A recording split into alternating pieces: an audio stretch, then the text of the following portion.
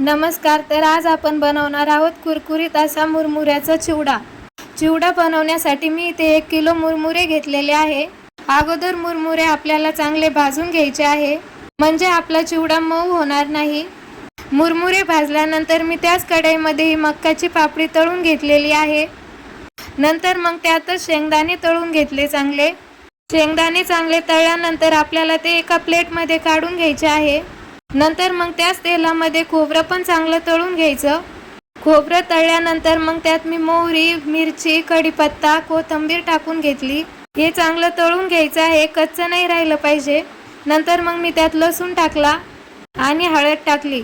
हे सगळं तळलेलं त्या मुरमुऱ्यामध्ये टाकून घेतलं भाजलेल्या. कढीपत्ता, कोथिंबीर चांगलं तळल्यानंतर ते पण लगेच त्यात टाकून घेतलं. गरम आहे तोपर्यंतच लगेच हे कालून घेतलं. इथे आपला चिवडा तयार आहे. व्हिडिओ जर आवडला असेल तर चॅनलला सबस्क्राईब